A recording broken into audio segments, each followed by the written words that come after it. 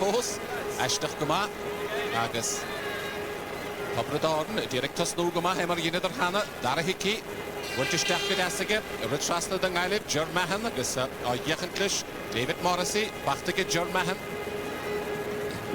Ger fanna taobhlíine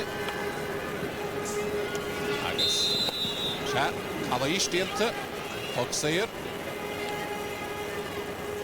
den Gailib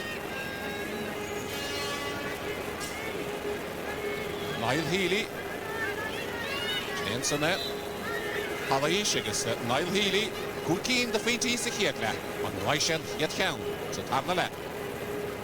He Niall bhfuilteige deachad Joan Chúl ceann fada agus anna faointe ag an Niall Healy.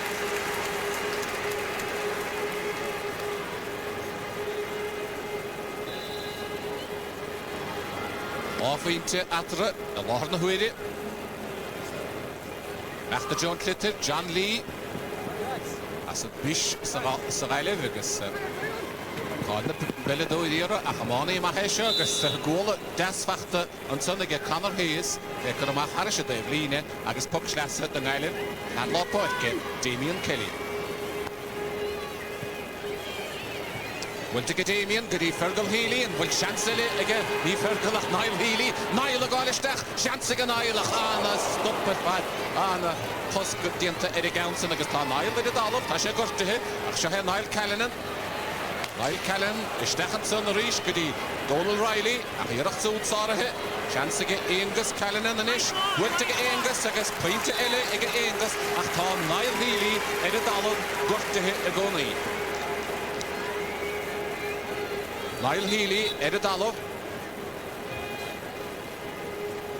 Good finish here by Angus Callanan after the initial hard work being done by Niall Healy to create the chance. And Niall Healy is the player that's requiring some medical attention now. Bhuaile anna bhuair den Gailib mar a dagan sé chuige héin há sécín de faointí aimsithe ag an Niall Healy go díosa. Agus tá siad a miníocha na heb. Bhí sé gáilisteach an Baltasan. This is the incident again as Niall Healy headed for goal. And you can see there was a sliding challenge there on the forward, which resulted in Niall Healy still being down on the ground.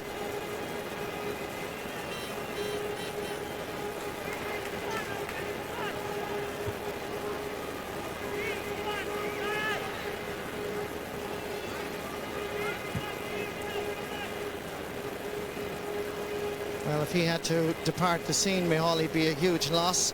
Score of 6 points. This is another perspective here, as Healy was about to shoot. It was centre-back Niall Tehan that came in to challenge. It was a heavy challenge, but I wouldn't have said it was a dirty challenge or anything like that. Ní don go bhéin leis agéad, Matty mar fitsa agus é dartú cada dhéana sin gathe sé anna dí húrthan páit go bhfuil tá Niall airithe na hasamh béidir go bhfuil tá Matty caint leis na ránóirí há timpealaid an san Michael Fogarty agus Michael Haverty ach tá Niall a dtíirn takeithe chuige héin béidir sé airithe na hasamh agus a chlogad a churéige chlogad churéige mar sin é ceart go leor chuil tasnú ina thuid.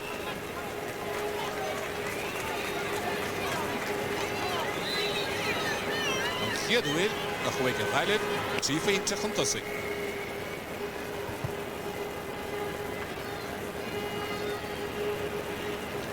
Seansaige David Shepherd. Calaís agus Fogsair de Pobredáin. Mar sin deisicha an bhearna a léadú go dtí dhá féinte. Lasmod an líne, cúdvéadar agus dahad.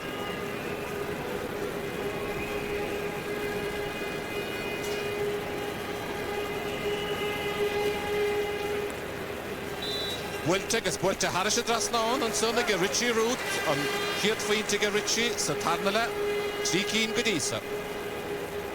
Chácheann atra agus moltóid Éamonn Maras agus émo agus íalacha a bhróige oscailtéire fé takeithe chuige héin.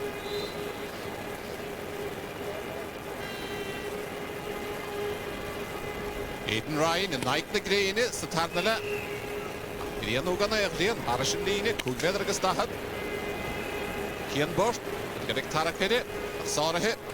Siachwyn, tabro dar na dollar yn o'n si, fachta glwtid sy'n ag dara hici. Dara gara leis ystach.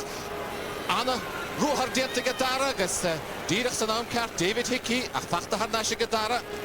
Bwylt ag dara, bwylt ag hard ag dara agos pwynt ag dara hici, ond carw cawn.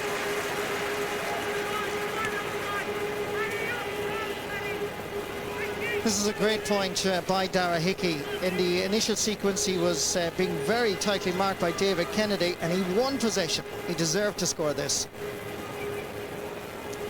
Marsin, ma fi tsigin atro hienif, ni latrach cawn o foen.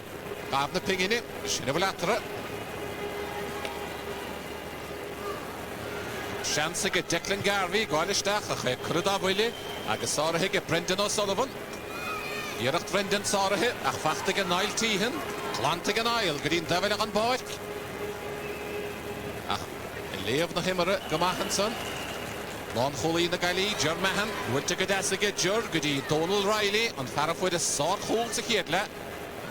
Ach siohe, Brendan Hanley, y tacht amach. Brendan Hanley gyffwyl, ond stydd yr ahwyd glesig.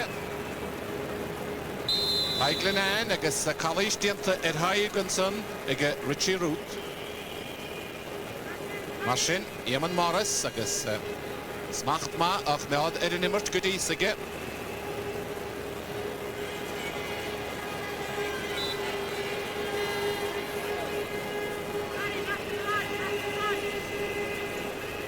Aidan Ryan, agos, wel, for Dara Egan pwynte, ond faig Aidan Ryan pwynte, ond wyt e'r road amach.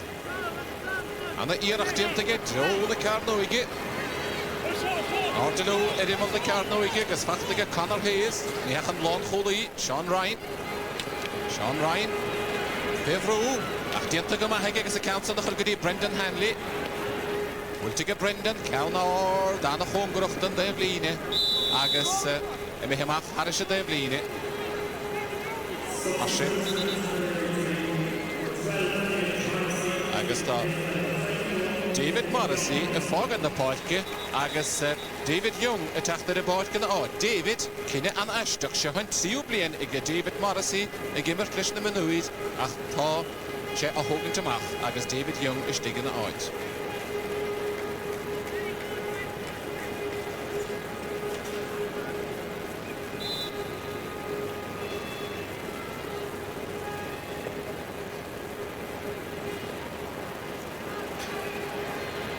Mae'n efo Derek Dollard yn o'n si, ach Donald Riley, cwrdd wili.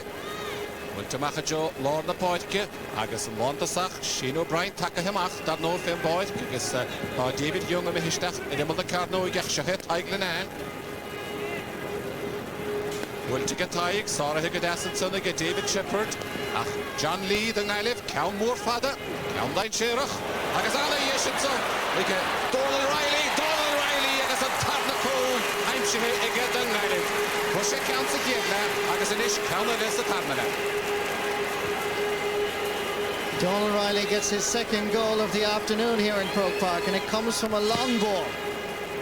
Defensively here, they just got their signals crossed, and really the goalkeeper, Dara Egan, had no chance.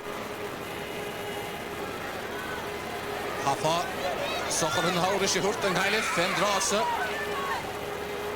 Iad baile helo o'ch yn tysig, agos be gan ochos yn gledi anna fe gytabr y darn ish, mas olio ha techter nash, agos yn Paddy Stapleton at son, agos Cali Stiente.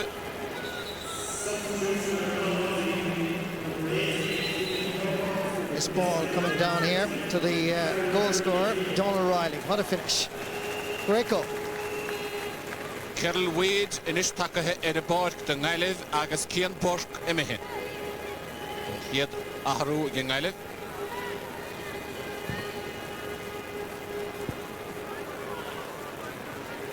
And a yellow card as well for Niall Callanan for that last challenge. And deservedly so, and perhaps just fortunate that it was just yellow.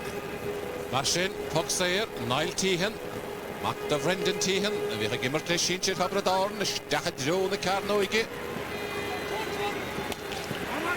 Wantamach, Gudas, and son, I get David Kennedy.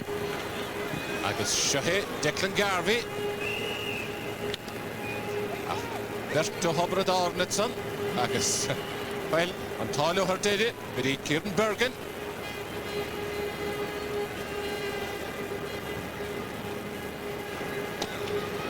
well in immer Dabyddi'n stracathe a láthar na huide a cha gáilisteach Shane Long Cadémar ó gánach or the money gadóach an bhartianta a Shane Siúr ó ngailib a náianachtatson agus a dierig tachtamach John Lee Wiltige John gyda Damien Kelly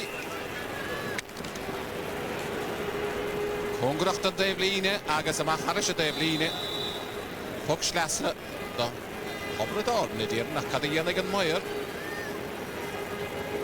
Gahish da Chatre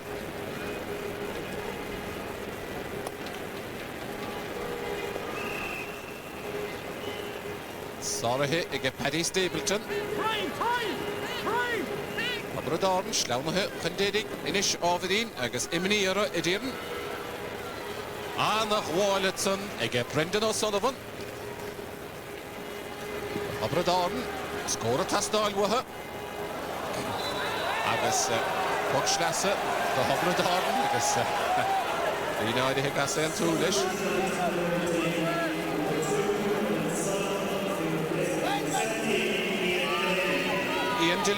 Ian Delaney Tachan Park agus Brendan O'Sullivan imihi Ian Mac Jahar the Fall Delaney if you give us play Hobrador and that no agus Brendan O'Sullivan a fog on the park Puck Schlassa Richie McGrath a hooking counter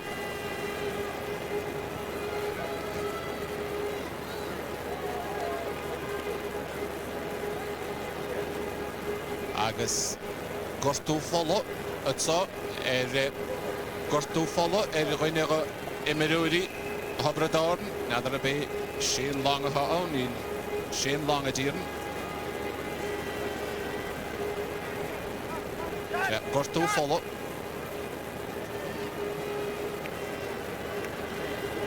ach Puck Schlassa the Hobrador agus Richie McGrath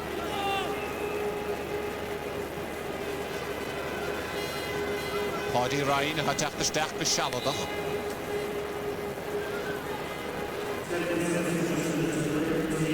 Want van Laatpaardje, Kieran Bergen. Wordt ik Kieran agus Peter Das again Kieran Bergen. A hit score nu.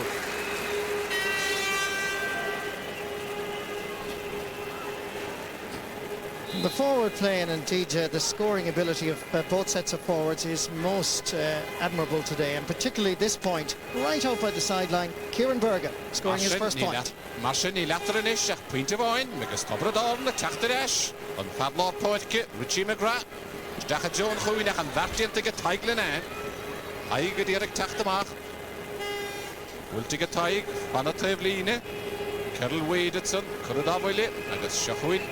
Hobrador na direct dollar in on sea, Brendan Hanley. And more order of Brendan. The Klabber. Achsarahe stigige Germahan. Shirgudi Aiden Ryan. He will share over hey. Agasana Yeshirish again under the Ohani Contoike. Agasne Paddy Ryan. Agas on the order lead the hit. Get Paddy Ryan. Goalkeeper Aidan Ryan had to come off his line, but his clearance was not a great one. It was well finished by Paddy Ryan. Marsin, half into Atra, a lot of the way to Hobrador, Cousin Gama, Paddy Stapleton. Achajo, Lord Napoitke.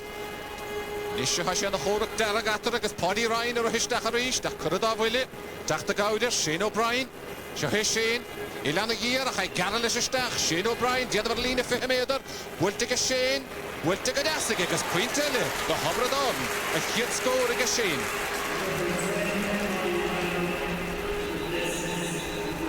Tipperary are showing just why they've won the Munster Championship for the last 3 years. Shane O'Brien being moved out around midfield has certainly paid dividends, and he can go forward from there. Well taken score. Marsin, Paddy Ryan, a fog on the pod garish, agus Shane Long, Takahishta, ach pointe fachtige Paddy, Belinda a bit in a boy.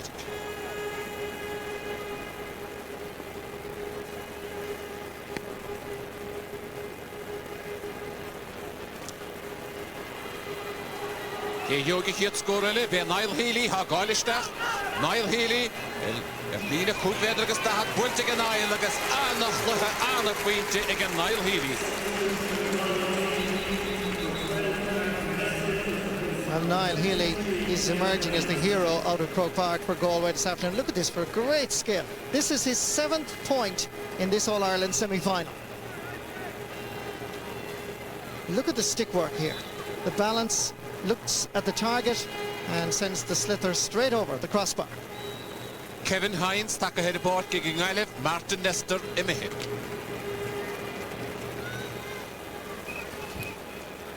Ashen, Abradorn, Derek Dollin and Unseed Sahari, Shane O'Brien agus David Shepherd, David Gurdinach and Halishet, Mashin, Deshiga Tobradorn. Well, Ingrach Pointe reached.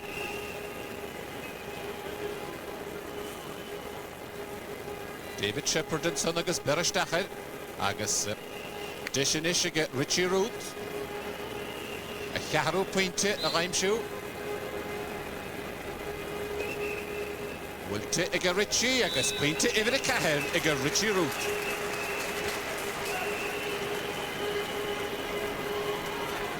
Marsin, ein Pointe Vain, sinne bhfuil atra in a huir. Anna chórach ga dhéanamh Tobradorn na bhí dóna ag héan, ina dhéalaigh Tobradorn. Niall Tíhan I mithe ó Tobradorn agus Joseph Cleary takeach an táirce. A harúile ag Tobradorn.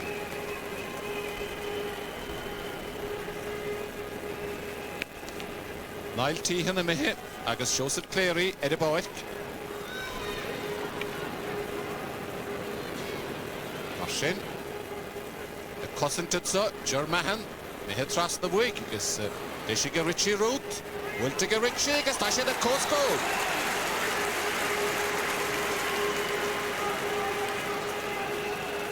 Another great point by Richie Root.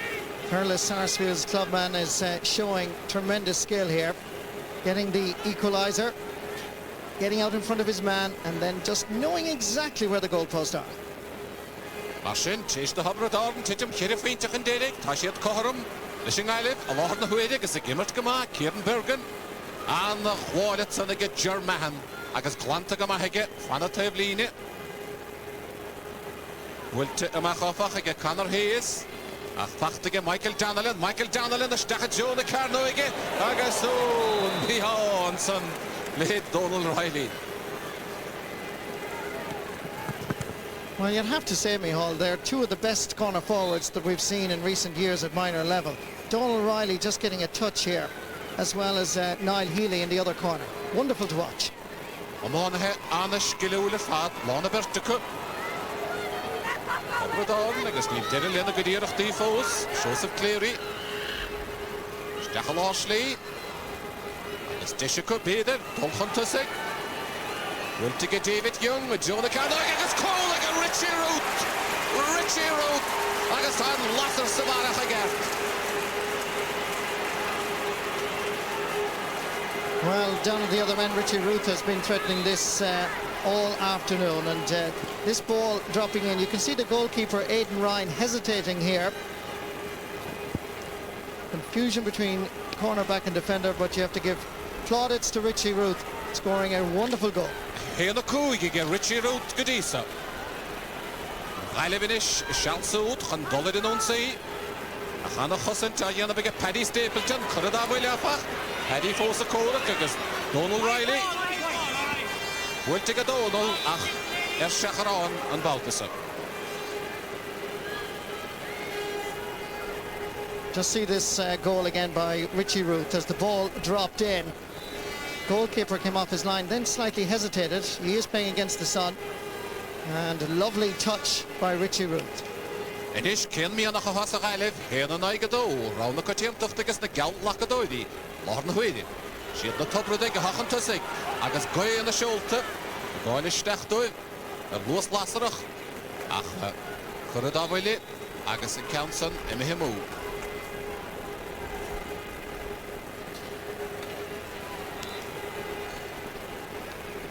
Marsin, Brishigus, Dino Matthew Falco.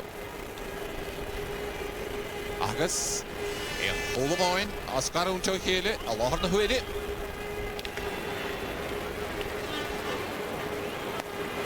Nachters Stachelson, Angus Callanan, agus well, Puxair Douglas Barlish Guskeid Filish.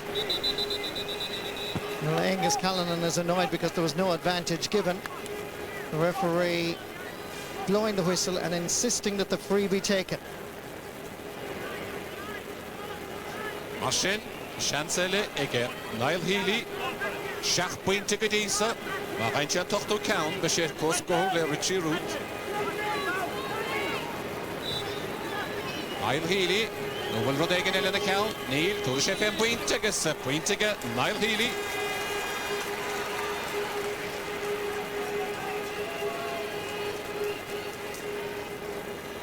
Hochgi in the Pointy Marcin, Niall Healy, Gadisa, Hena Coog, Richie Root, Do Coog Diag, Do Tsidiag, off Winter, Neil Fakatra.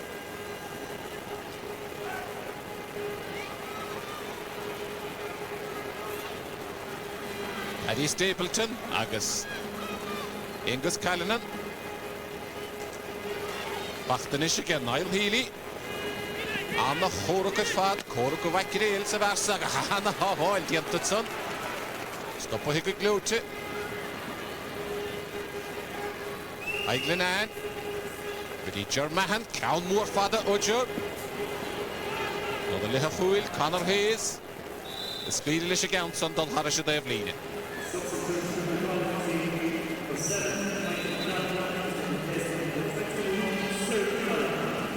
Cyril Donnellan, the Tachan Podke, Michael Donnellan, a fog in the Podke.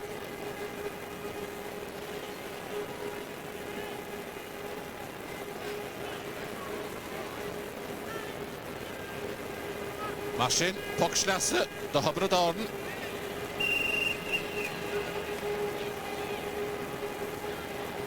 Connor Hayes.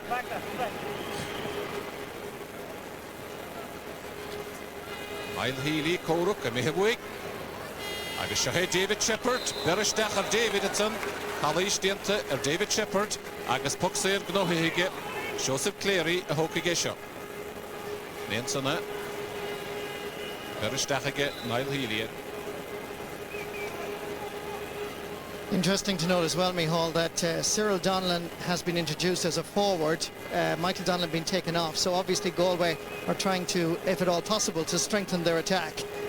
Off into Ataragus. Stachjo the Carnoige, Agus Shat Puck Vedrigus Chief hit, the Hobradorden.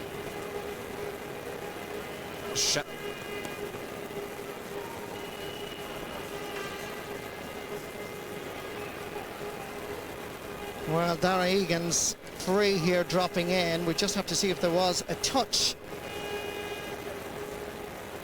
And I think the umpire was correct. Marcin, Joseph Cleary.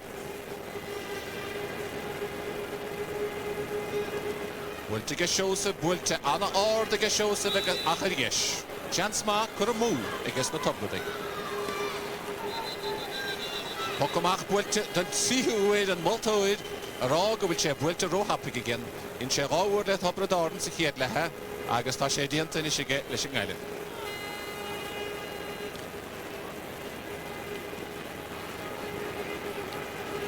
Marcin, Gahigabadoid, Aidan Ryan, a council of Walla and Mahuid.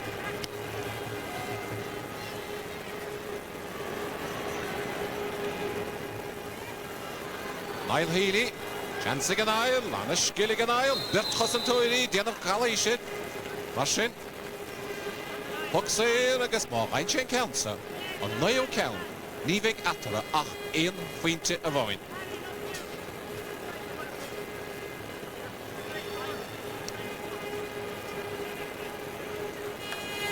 Joseph Cleary, Carter Boy, Niall Healy,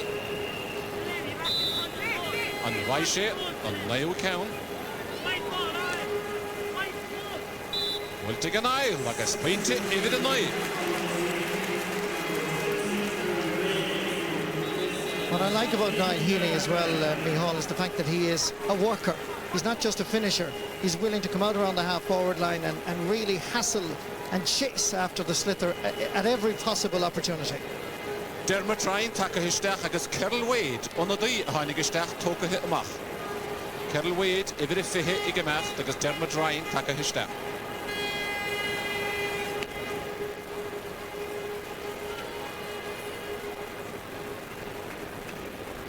Marsin yn ffeint I fain atar yn chlwyd yn gwaith iawn y mewa agus pocsau'r tochtach the hobradon. Agus desig y Richie Root. Fynnu. Hen y cwy gydaeson, mae eisiau hen y sie. Wel, mae Ryan, y sie'r coharad, cle Niall Healy. Ile, gyr gyma, lastig dyn lun y cwy gledr gystahad.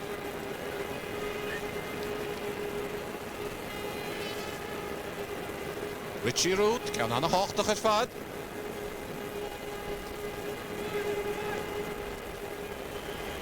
Wilte ik Richie ach niet rijden gles een bal te zijn. Marsin. Chansigen Niall. Niall Healy, wilte gedasige rijden zogen die Engels Callanan. Chansige Engels, wilte Engels, zoals aan de vriendige Engels Callanan. Tasje de Koharad, Koskool. The names that will emerge from this particular match: Donald Riley, Niall Healy, and the full forward Angus Callanan. The full forward line have been most impressive. Neil Margoyne after it, Lohan na Huede, Derek Choruk, agus Shohe Damien Kelly, agus Puxir no Huhe Iga Damien. Fergal Healy, Niall Healy, and Vaishan Jehu Count.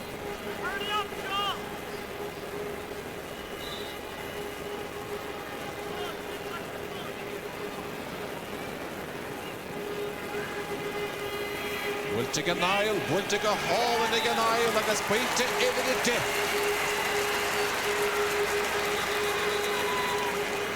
Ten points in an All-Ireland semi-final, a mixture of frees and from play.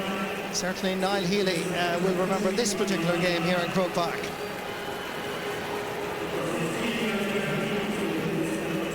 Overjoyed at finding the target. Ho aharu ele iktabra darn, Shane O'Brien imihe, Dara Hickey imihe, Paddy Ryan taka hishtach, agus Conor O'Brien taka hishtach. Ho aharu le hele iktabra darn, Marsin ta na cúig ina dí bar ginish iktabra darn.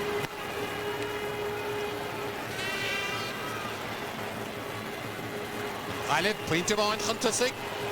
Katana anduin, ana choruk at fad, agus Shohe Angus Callanan, Dara fuide, Machlish a rohar.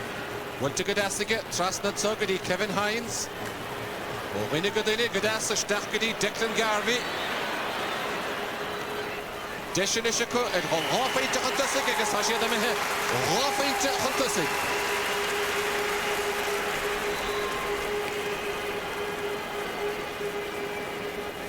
Marsin, Niall Callanan, and Vartiente Gashu, the other for Hoffeinte Huntasig.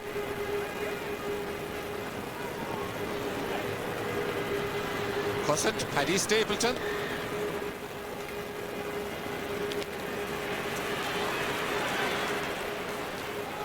Donald Riley, Cal Moore Fada, and Cool Boyle, Big Dishiga Shoe, Dara Egan, and Council Hall, Machtiga Dara, I guess. Wiltiga, Dachal Oshley, Machtiga Dassiga Bergen, Kieran Bergen, Trastan the Poitke, and Sohanishkari, Richie McGrath, Kalish Dinta Richie. Puxair agus imid over Zín Ómatí Brescia. Marsin, a háfeinte atra, Zín Ómatí Brescia. Póca. Herin Ómatí fad. Agus Joseph Cleary, a hócuigi Council. Na mátir fadanish imara ige Paddy McCormack.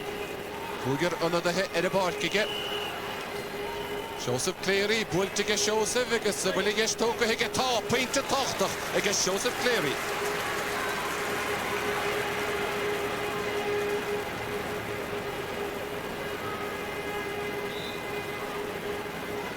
Matty Murphyson, agus Orda Hanna Shuntigen, I latarach en pointe bain, Kirchittiche.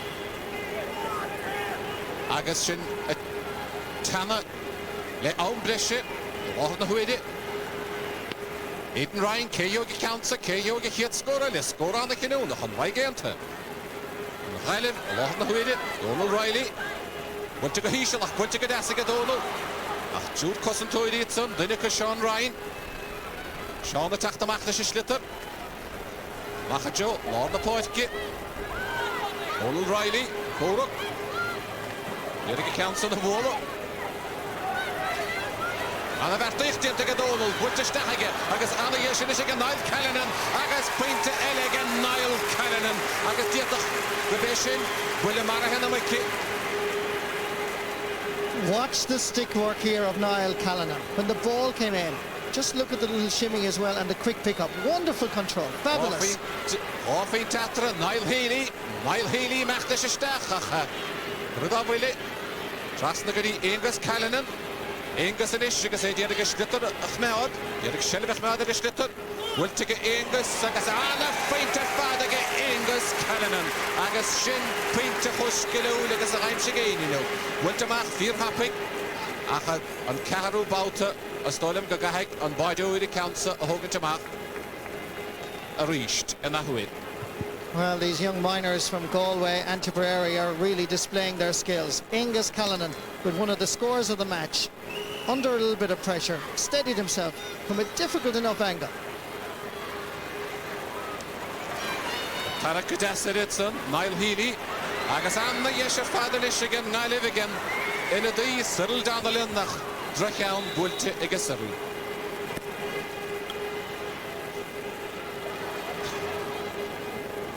Asige Metti, Morfinish, Wilching, Rach, Jadassel, Don Moore, Noon Will, Richie McGrath, Gailistach, Cool Tastala, Hobradon, Richie McGrath, a Croke. Wulte Machige, Agus Fachtanishiga, Richie Root, Richie Garlishistach, and the whole of Fachtige, Bert, two, Redia against the Wuttiga, Richie, and Hans Kuramu. Well, Takion Firdiantiga Richie, no Vigadisa. Agus by Yakar Dolphinkini, Yanavanik, two Cousin Toidy. Marshin, no matter point, Matt Falker, Erivid. Upreshigas Lanomat. Hula Tastala, Hobradorn, and Riley, Amana Mahasara, Lorna Huidi. Greedy Hill, Ayano, against the top of the Agus Puxer, no here, Kokashi, there at the end of accounts of one of Jonah Carnoike. Aha, Schlitter, Wiltelata, Angus Callanan. Etiere Gauma Welt.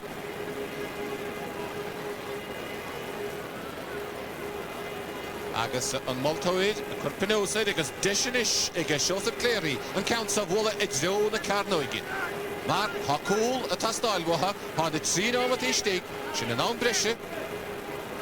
Cool of wine, Atra, Lorna Huidi. And on the half doctor Joseph, counts of Walla Joe na Carnoigin, shin Hashediana. Ultistachige, Joe Emon na Carnoigin. Agus a chance Kuramu, again, Togradorn, agus Shin Paddy Ryan is Nolum. Machine Netherlands and Vice Chancellor Aurusach and Vai Digus Nochoma Edding Island Inish Gebiet Evek Adult Keen. Marta Lanomat the Costa Zikin Emehe Agus Shine. Great day for Galway. They showed tremendous character here, Mihal, to come back after a terrible start in this, their only second championship match this season. They showed character to beat the Munster champions for the last 3 years, Tipperary. Full-time score in the first of the minor hurling semi-finals, Galway 2-19, Tipperary 2-16. Let's go back to a very happy Galway man, Michael Lester. Thanks indeed, Marty Morrissey and Mihal O'Shea. Yeah, good win for Galway there in the end, coming good with some good scores towards the end of the match. The Callanans, I think, will be a very happy family this evening as a result of all that. Tomas McCahey, Gerlachnan, watching that game with me. Good minor game overall. I mean, it was a fine score. I mean, what, 2-19, 2-16, a lot of scores there. It's a great scoreline, and as you said there, Michael, certainly Niall Healy in the second half again. I mean, he's ended up getting 9 points, 4 points from play. But in the second half period, I suppose, Galway forwards came very much into the game. Niall Callanan and Angus Callanan getting 4 points between them. It's great return. And I mean, this is the goal here. Maybe felt we were going to win the game at this stage, and it's a goal by Richie Root. And there's a mix-up between the goalkeeper there, certainly Aidan Ryan and Germain, because I mean they're both ball watching. They're waiting for each other to go for possession, and I suppose it's typical forward instinct from Richie Root. He's on hand, knock it into the back of the net, and you would have felt at that stage that Tipperary would have went on to win the match. But credit to Galway, they came back very, very strong in the end. always a good sign, Ger, of a team that when the chips are down and it's very close at the end of the match, that they can go and pick off those scores under the pressure, that they can start slapping them over the bar. Well, I think the great thing about today was the skill level of both teams was absolutely outstanding, and that's what you want to see in minor. Now, Tipperary fought really, really hard towards the end of the game to try and come back, but Galway always had that little bit in hand. Now, this is a great ball here. I think this is the goal again, is it? It's a goal again, yeah, by Richie Root. It's a good ball. Well, I know our director's a Tipperary man, but I know, Michael down there. He wants to see it. He's not going to win the match, Michael, at this stage. He wants to see it a few times. But it was the skill level of both teams, defenders and forward, but especially the forwards. The two Candons got 9 points between them and Niall Healy. And to see players like that at such a young age displaying such skill gives great hope for the future for both teams. Yeah. Tough opposition obviously on the other side of the draw, but Galway will certainly take a lot of confidence out of that game. Well, they always felt that he was going to be a great, once it came to the semi-finals, finals, you were going to have a great minor championship this year. They have played each other in challenge games, and between all the 4 teams, there has been nothing between them. You know, that has been the thing about it. Now, Kilkenny are favourites. One of their best players has an injury at the moment, so you don't know. I think next Sunday's game will be a really great game as well. Cork and Kilkenny. Cork feel they should have beaten Tipperary in the Munster final. They feel they're as good as Kilkenny, so I tell you, you'll have a great game there, and whoever comes through in that game will find it very hard to beat Galway in the final. But when you're forwards like these here, that was a really great goal at the beginning of the second half, but I suppose kind of set them up. They were a point, it did. They were a point up at half time. The goal then was enough. Derek Riley, his second goal, he didn't do very much outside that, but he scored 2 goals today. You know, and that full forward line of Derek Riley, Angus Cannon, and Niall Healy looks a really, really promising line. If only Galway could get a few backs. You know, if you had only a few backs there, they were saying, God, they're going to be really good. But one fella that really impressed me in the backs today was Tydal Ann. Yes. He started off a nightmare against Dara Hickey, got a few points, switched to the other corner, and he absolutely cleaned out in the other corner. Played very, very well. Good timber. I'll tell you, a few scores, your man getting a few scores doesn't discourage Elin Ann, you know, and in fairness, he did it by hurling, you know, there were other methods employed before, but he did it completely, you know, we won't mention that. You were never that far up the bench. Once I marked Sylvie, would you believe it? Yeah, I'm still trying to recover. All right, so as I said, we look forward, Tomas, to seeing Cork and Kilkenny next week. And as Ger was saying, there was very little between it. I mean, in the Munster final, Cork were winning that match, like up to the end of it, and Tip then got a couple of scores. So that should be a good game. Actually. Yeah, and they've made a few changes the last day against Offaly as well to try and strengthen their team. And certainly, I mean, Kilkenny would start favourites into that game, but I'm sure Cork will go into it hoping that they can repeat what Galway's done here. I mean, the first time hurling here was fantastic today on both sides, and I mean, it's credit to both teams. I mean, that's what you kind of would hope underage players coming up from under 14 upwards to under 16, that the skills of the game are never lost, that the physical training doesn't overtake them, and on a pitch like that, it's out there. There's plenty of room, plenty of space. Let the ball do the work, let it move, and let it move fast. And certainly we saw that today in an excellent game of minor hurling. And the last thing, Michael, it's brilliant to see Matty Murphy back here again. You know, Matty has done fantastic work for Galway's underage and at senior level, and every team he produced, be it minor or senior, they always played really skillful, good hurling. He concentrated on skill, which is really great. It's great to see him back in the final. Oh, absolutely. Matty will be a happy man this evening. I suppose one little aspect of the new system in hurling with the qualifiers and so on, the Cork minors will be here next week. The Cork seniors, of course, are here today. It would be nice if they could put them all together, but I suppose that's an issue for another day. Well, the Cork supporters are definitely here today. So are the Wexford supporters for the All-Ireland Senior Semi-Final. After this commercial break,